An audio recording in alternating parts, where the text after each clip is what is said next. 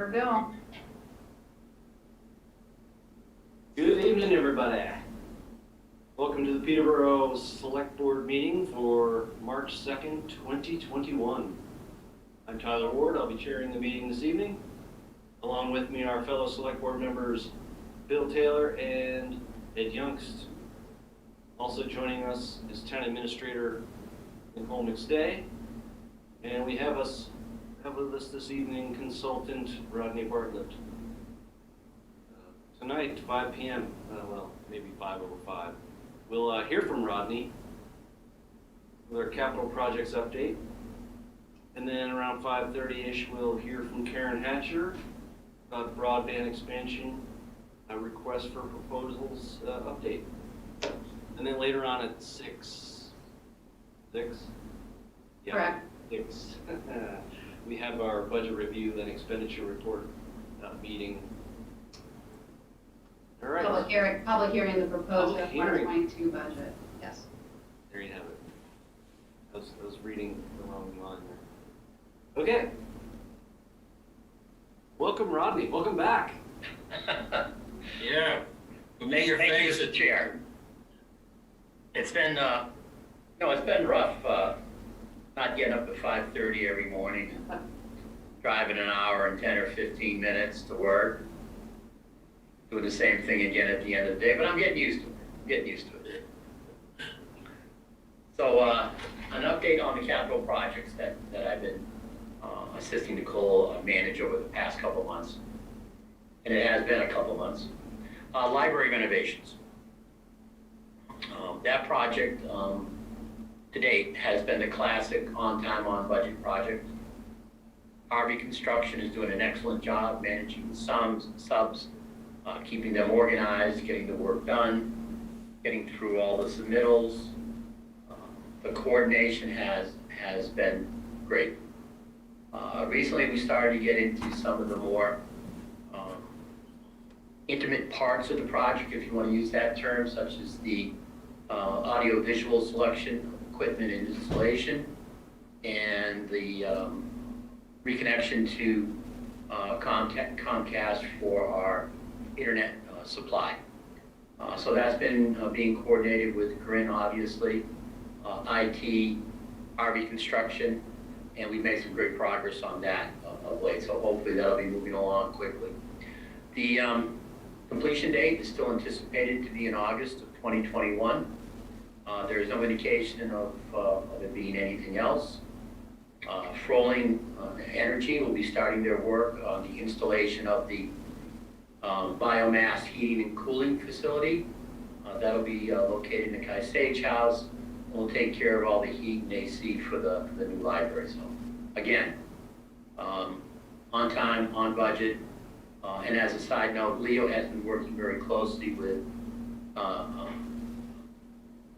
Mike Morrison on tracking all the expenditures, and we are in good shape with that project. So, knock on wood, as they say, that's gone very well.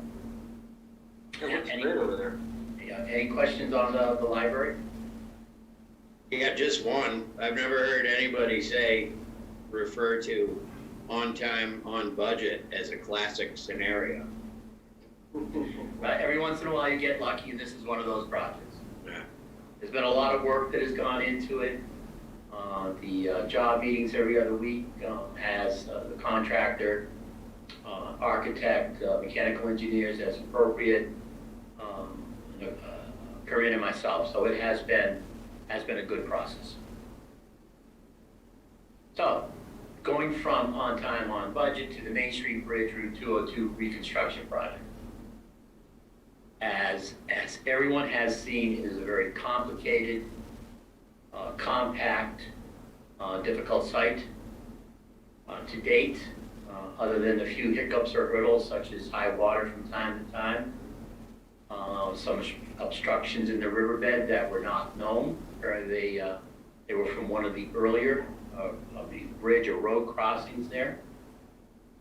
The process for putting the pilings in to support the retaining wall on Route 202, that's that white piece of equipment that has a big cylinder that hangs from it.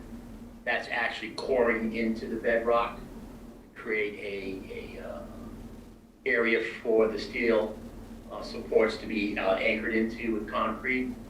The rock is harder than anticipated, so that's gone a little slower than anticipated. That's one of the primary reasons we've gone right through winter with no winter break so far. But it's still moving forward. Seth, myself, and HTA sat down about a week ago to go through a budget and expenditure analysis. All revenues were counted, all expenditures were counted, all contracts known to date and anticipated were counted. We are still in a good financial position. It's when I say a conservative approach, we were conservative on expecting conditions to be more expensive than anticipated, either from asphalt prices like hot top and diesel, to the rock sockets, those corners I was talking about, going rather than one installation a week, almost out to two. But even with that type of approach, we're still in a good shape financially and continuing to move that project forward. Substantial completion is anticipated for November of 2021. Hopefully that's when the bridge will be open for traffic. And then in the spring of 2022, they will come back, finish landscaping, final paving, whatever painting and those type of things in the spring. And hopefully that project will be completed at that point. Again, a very complicated project, a lot of moving parts. We had some issues with contaminated soil in Main Street that we had to deal with. So it's had its hiccups or hurdles, but even with all that, we're still in good shape. Any questions on the Main Street Bridge Route 202 project? I mean, does that, when you talk that project, does that include whatever they're doing on that corner on 202 and structure, doing the new retaining wall and all that? Is that another thing you're going to talk about? No, that includes everything, including the retaining wall. It's important to remember that all the work on Route 202 is a DOT asset and paid 100% between the DOT and federal highway. Our responsibility is simply to manage the project while it's under construction. The Main Street Bridge, that's our asset, and the federal Bridge Aid program has provided us 80% funding towards that. But we treat it as a single construction effort. There are two separate construction contracts and two separate pay rec processes. Thank you. And just to be clear, still on target to be substantially complete and have the bridge open for vehicular traffic fall, winter this year? Well, the schedule says November 2021. So our New Year's Eve parade can go right past the new library and across the bridge. A good start at the new library. Great. Let me know how that goes, Tyler. We'll get your invitation out. Thank you. Rodney, remember back before they actually started on the project, they were telling us something along the lines of it will be 2 lanes of traffic moving on 202 for 95% of the project? Yes. That was a lie. Well, I wouldn't say that was a lie. It was their understanding at the time.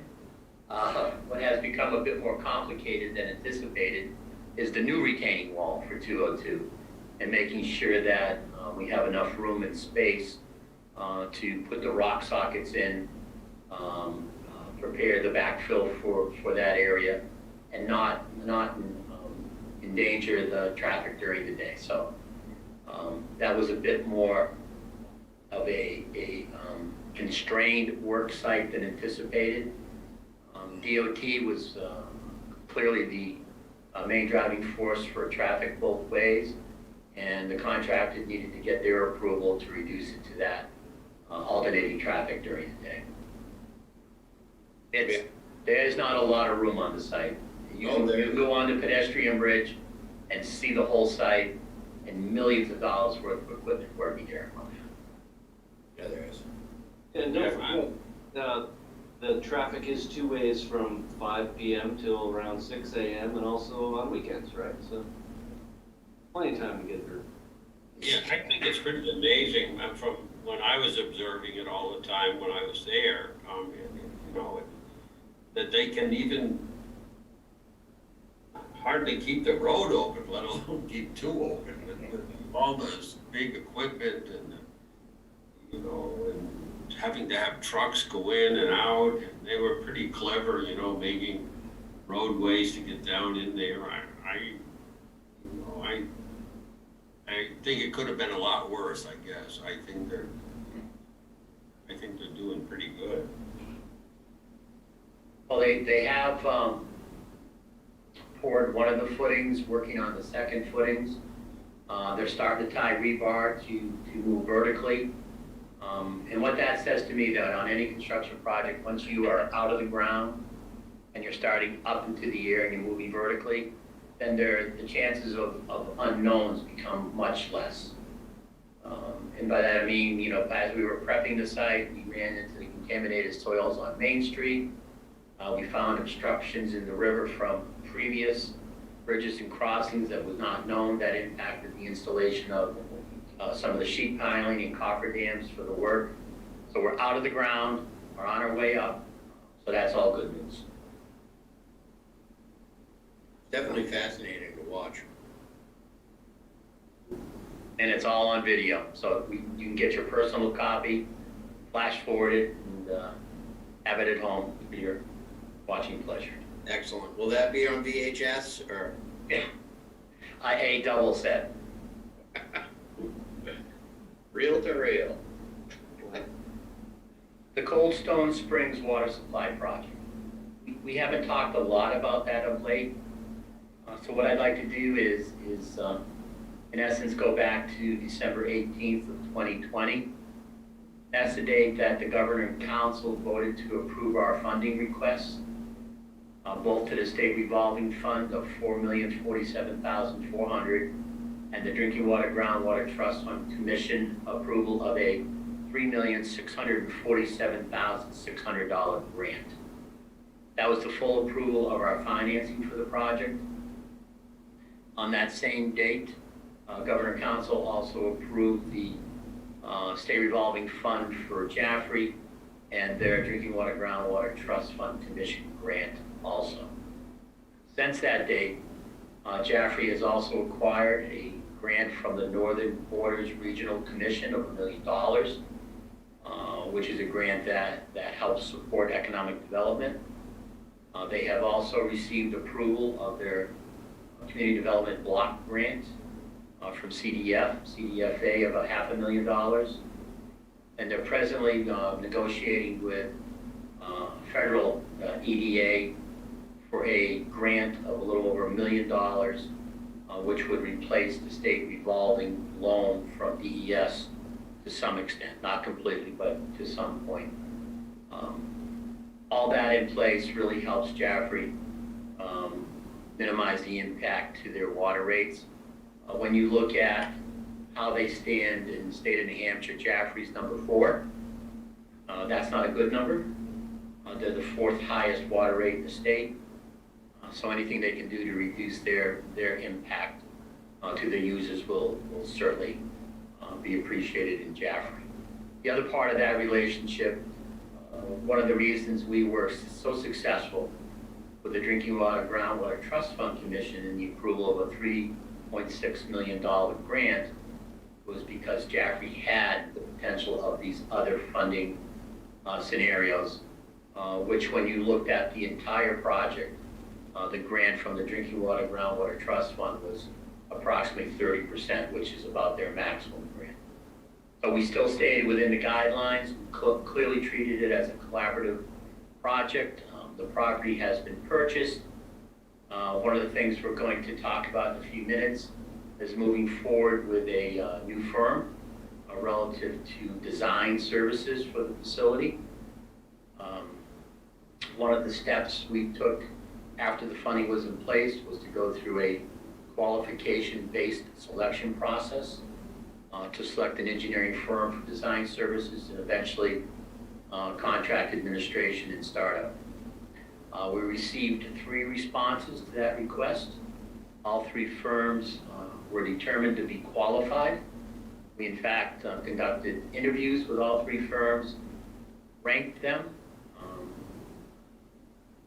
John, Frederick, Nicole, Seth, Nate Brown, and Tony Cavallari from Jaffrey all were part of that process. And during that process, the firm of Underwood Engineers, in conjunction with GZA, were selected to be the most qualified firm to move forward with scope and fee negotiations. And just a clarification on GZA, which is Goldberg Zollion and Associates, that's the firm that actually owns Emery and Garrett. Emery and Garrett out of Marrotte has been on that site first for the Barking Dog owners to the Coldstone Springs owners, doing all the water quality work since 2002. So certainly bring a lot to the table on what's in the ground and how we're going to manage it. So we started off on discussions with Underwood Engineers for scope and fee. One of the first things I did was reach out to DES and their construction group to get an idea of what typical costs might be for this type of design. It was very clear that for design services, it's typically between 8 and 10% of the anticipated construction costs. When I went back to Ty and Bond's cost estimate, which is the information we use to move forward for our funding, their engineering services for design was approximately 9% of construction costs. Underwood Engineers have submitted a fee that is 9% of construction costs. Ty and Bond was $635,000, and Underwood Engineers was $632,000. So I'm very comfortable that the number we have is a realistic number, a number that would be typically anticipated to go forward with a project like this. And they were clearly ranked, again, the most qualified of those who provided submittals. One of the things we'll ask for this evening is for the board to authorize Town Administrator McStay. That was funny. Sorry. Town Administrator McStay to sign the necessary documents to put that contract in place. And after that, John Frederick and Jaffrey will handle his end of the contract. And hopefully within a couple of weeks, we'll be in place and ready to start the hard work of designing that new facility and moving that forward. One of the things that is also included now in the scope is the actual re-permitting of those 3 large groundwater withdrawal wells. The existing DES permits expire in 2023. Construction is anticipated to go into 2023. So as part of the scope discussion, we agreed that doing the permitting this year so that we will know of any DES limitations or restrictions, and also understand or re-understand quantity and water quality concerns of the wells there, and put it into one more layer of new information for us. It's a process that we would have had to go through at some point. It just made sense to do it all now. We had budgeted approximately $116,000 to do the assessment of the wells, and the assessment plus the permitting came to $143,000. It's all still within our budget, and the firm, Underwood Engineers and Emery and Garrett, are very excited to move it forward. I believe the team, between John, Nicole, Seth, Nate, and Tony, are all excited about our recommendation to move forward with Underwood Engineers. And a motion to authorize Nicole to sign those contracts at some point will be in place for this evening. Any questions? That was a lot of information. Any questions on where we are with Coldstone Springs? I do not. Anyone? We'll make sure everybody gets an invitation to the ribbon cutting. It's a great site. We'll have to wait till after mud season. Yes. Yeah. Great. But it's very exciting. DES, particularly the group that administrators the Drinking Water Groundwater Trust Fund Commission funds, has referred to this project as the model for the future. So we've made some real good progress. We've shown how communities, even in New Hampshire, can work together and move a good, positive project forward. Ed, you're muted.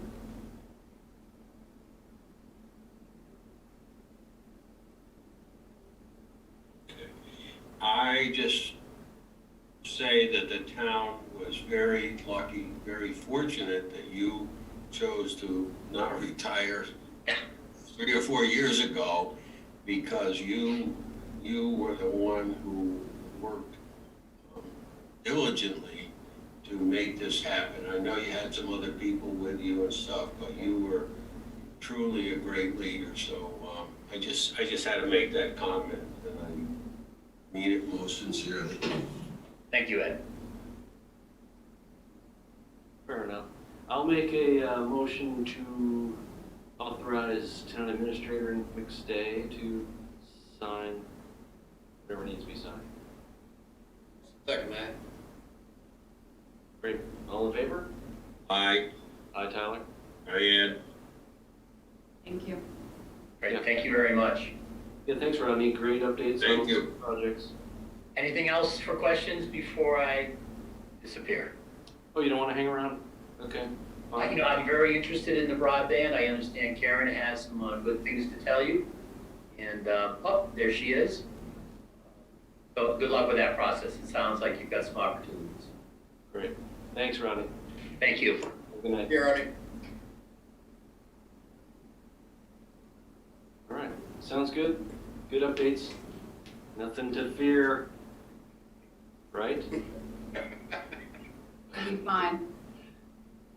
All right, so we're a little ahead of schedule, a couple minutes, so we might as well welcome Karen Hatcher from the Office of Community Economic Development Office. What are we calling it?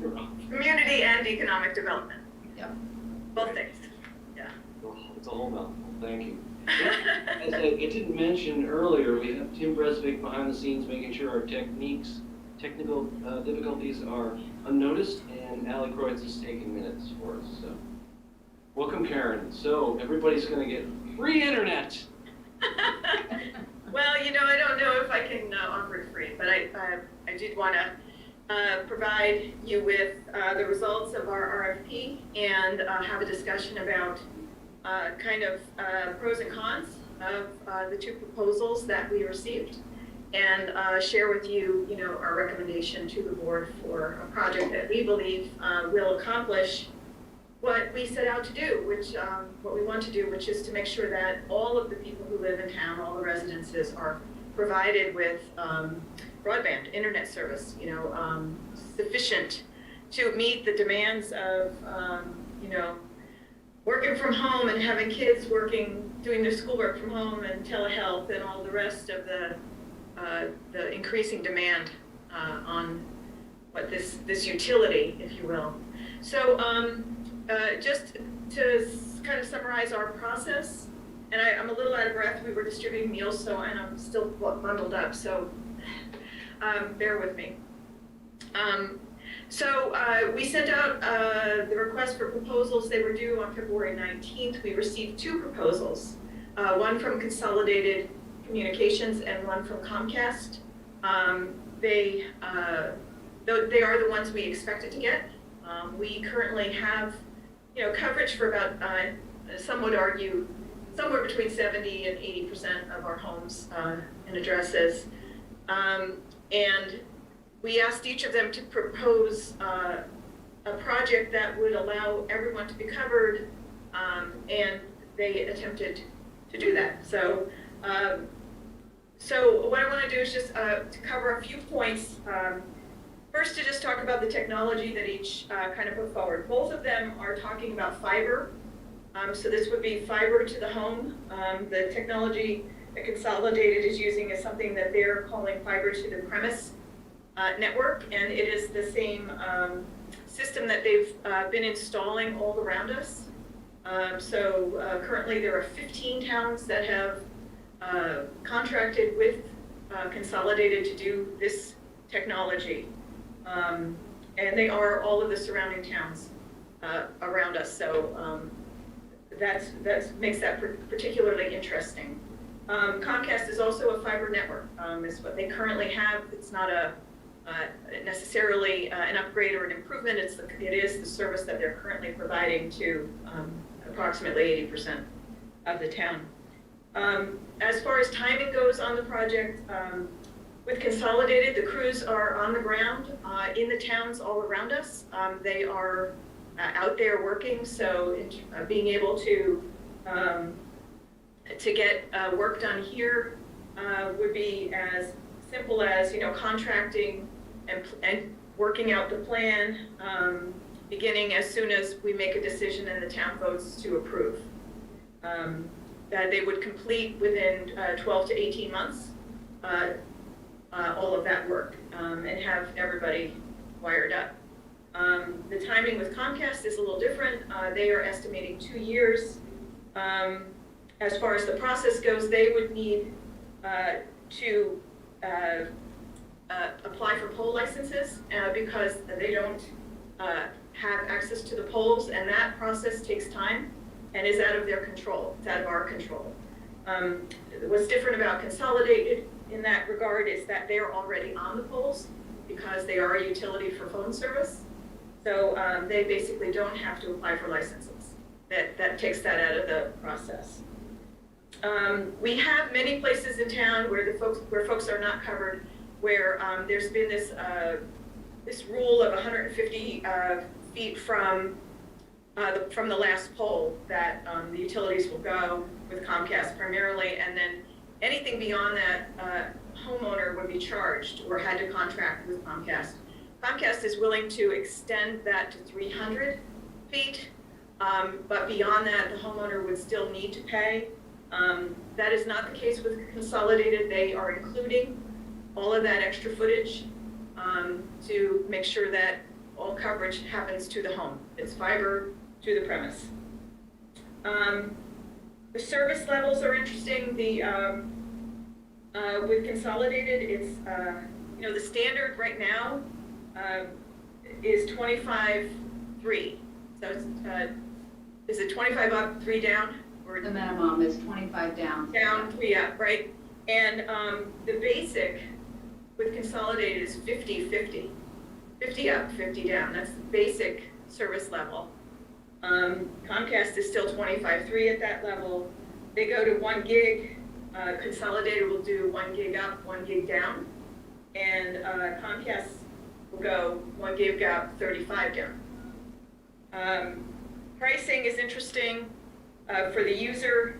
At the 50-50 for Consolidated starts at basically $43.50 a month, plus an $8.50 user fee, which gets refunded back to the town. $49.94 for Comcast. On the high side, $78.50 per month with Consolidated for the 1 gig service up and down. $108, 1 gig 35 down for Comcast. The real distinguishing feature here of this is the price tag of the project. And Comcast came in at $1.18 million, which would require the town to bond. Consolidated came in at $262,288, no bonding required. No, it is not a typo. And no, it's not. We called to check. Are you missing a decimal? They said, and they were not. So, Consolidated and they would be- back and Comcast doesn't. say that again, Bill. Consolidated pays us back and Comcast wouldn't.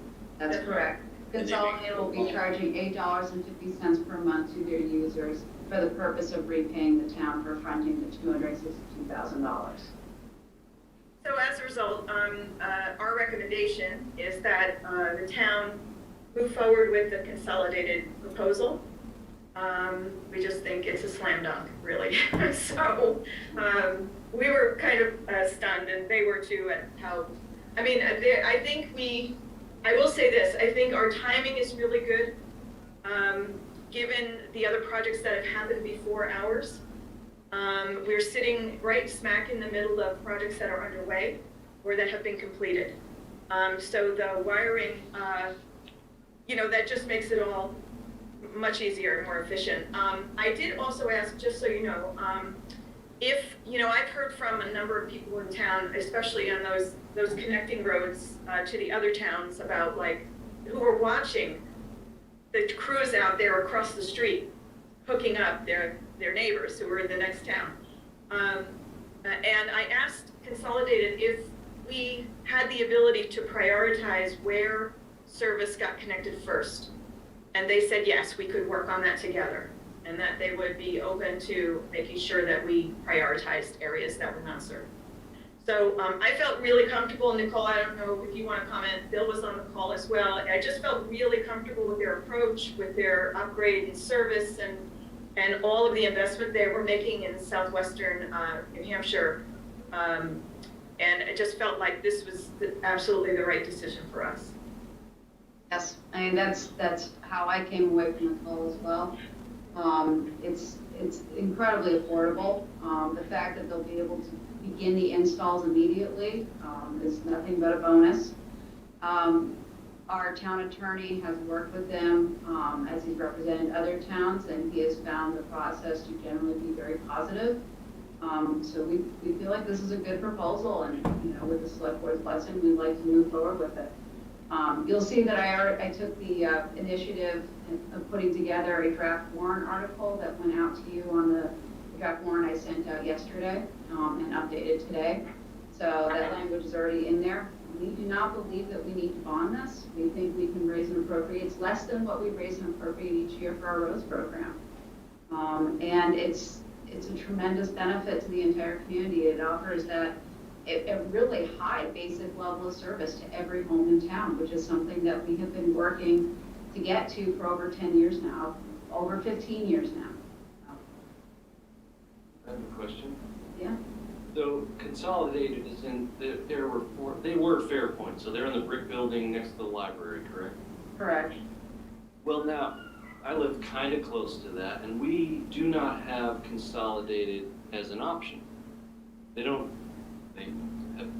we get the things in the mail, and when we've called, they say, oh, we don't service you. So you say everybody in town, does that include everybody that's everywhere? Everywhere. Yes.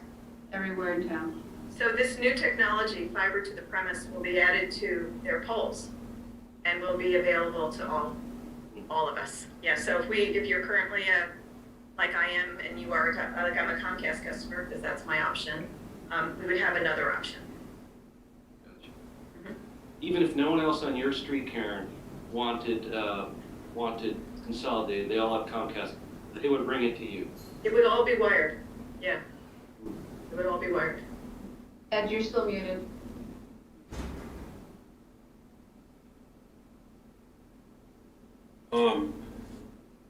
Does that mean, like, for example, Old Street Road, the whole street's probably already wired by Comcast, so are you saying that they would rewire that whole street, Union Street? Well, no, Ed, that Old Street Road is also wired for Consolidated telephone service. So wherever Consolidated phone service is, and it's pretty much throughout town, they have space on those poles, and that's where they'll be adding fiber. They're putting a huge investment into their infrastructure so they can stay competitive. That's really what this is about. They're already working in the community surrounding us, so really just we're leveraging the work that they're already doing. I'm a little, this is a technical question, but like if, like I have here in Florida, I have not Comcast, but Spectrum, and when I get Spectrum, I get internet, I get television, and I get phone, which I don't need, but it's in the bundle. And then a device that makes my house Wi-Fi so I can connect this wireless device that I'm on right now, for example, my phones. When you go with Consolidated just for internet or whatever you call it, you're not gonna get TV, but are you gonna get the ability to still connect wireless things to your system? Yeah, it will be your internet connection. Okay. Yep. And I'm only asking, I think I know the answer to this, but a while back there was some press that was indicating or rumors that, and I'm only asking because I suspect some of our viewers might have heard it too, that there might have been some financial concerns about them. And I just would like to have somebody address that also. Sure. Sure. Yeah, I'm happy to. I did talk about that with town attorney, and we will make sure that, you know, there's going to be protections in whatever contract that we sign in the event that, you know, for whatever reason, Consolidated needs to file bankruptcy. But what we can tell you is what they shared with us, which was that they had basically paid off all their debt. They had a big investment of capital recently. And so they've paid off all their debt, and they are in good, strong financial shape as a company. So, you know, They Go do ahead. still have some bonds out, but their first payments aren't for a few years yet. So their intent is clearly to get this infrastructure upgraded and online, gain the additional customers and to pay down their debt. Well, that's very good news, thank you. And do you need us to vote on an authorization to go forward with that? Yes. Yeah, I could just make a motion that we accept the proposal from Consolidated and get it on the warrant for the May vote. And I second that. All right, we have a motion and a second. Do we need to discuss this any further? I know it's been years and years and years, and all these people haven't been able to watch our meetings, oh, you know that's why I did it, right? right? Okay, all in There were favor? some other people involved, Karen, don't forget. That's true. No, that's true. All in favor? Aye, Ed. Aye, Tyler. Yeah, great news, and Great. I think our taxpayers will be quite pleased with this option, and hopefully it's not too good to be true. Well, if the results that we're hearing from the other towns who've done this earlier, like Chesterfield and folks who've been in this process before us, are anything to go on, everybody seems to be pretty happy. So, hopefully, we will be too. It's gonna help out many of our students also in the schools, because I know when I was a selectman before, the superintendent was always asking me, how can we get this done in the district? And it sounds like several other towns, at least in the district, have done it also, so that's good news. Yep. It's, Well, nice work everybody does. Yeah, it's a very good job. Bill, too, I know you were involved with that whole thing.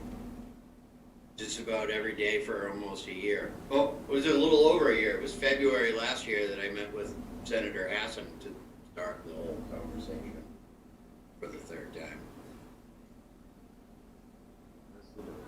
okay, great. Well, good to see you all. I'm gonna take my leave. To see you. Yeah, thanks, Karen. Thanks, Karen. All right. Up next? I don't know if you had a chance to look at the budget review and expenditure report for quarter two. If you did have a chance to review it, it shows you that we are in the aggregate, just to, you know, boil it down to the simplest thing. In the aggregate, we're doing very well. Our projections are to have a fund balance, or to be able to return approximately $450,000 to the fund balance at the end of this year, which, as we've discussed, is roughly what we're going to be looking for. Well, we're going to be looking for $400,000 for the ambulance service. So, works out well. We won't need to take anything out of the fund balance. We believe that we're going to be able to meet that need. Oh, that's good. Excellent. So just to be clear, we're going to ask our voters to authorize us to expend the 200 and some odd $1,000 for consolidated to do this. And then users will then get an $8 fee per month. Not to exceed $8.50. They think it might actually be a little less than that. Okay. Yeah. And then that'll eventually pay the town back Yes. Yeah, that'll all be worked into the contract. with interest. I'm not sure about that, but yes, I'll certainly be asking for that. The benefit is that we aren't gonna be taking out a bond and paying interest on it. I think that's a really good deal. And if there's no bond on our part, then Consolidated can accelerate their payback plan. So Yes. they'll be able to pay, not only will this be the cheapest out of any town within, I don't know, the continental United States. Not only will it be the cheapest, but we'll get paid back way faster than if we had gotten a 10 or 20-year bond. Yes. No, it's really a win-win all the way around. Great. The community desperately needs this to finish out the broadband network in town. I think we've definitely all seen that this past year. It's been a real struggle for a lot of folks. And I'm glad that we found a solution that works for us and works for Consolidated. It worked out well. Maybe one thing that we should add to that, Nicole, since people are probably watching or maybe watch this again, is I know Karen mentioned that it doesn't matter how far you are from the road.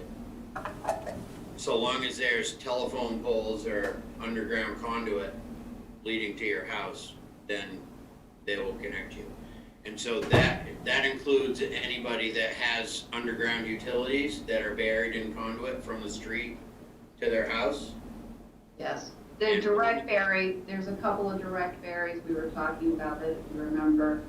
Yeah. Direct bury is a different issue, that may need to, it's an unusual circumstance that someone will have their utilities direct buried in the ground. But if they were to come across that, that would need to be upgraded.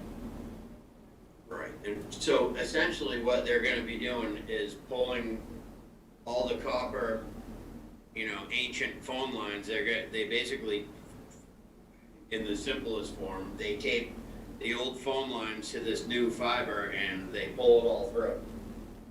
That is correct, that's what they were describing. That's the same for telephone poles, that's the same for underground conduit, and, probably every house in town has a telephone line, so that means you get connected.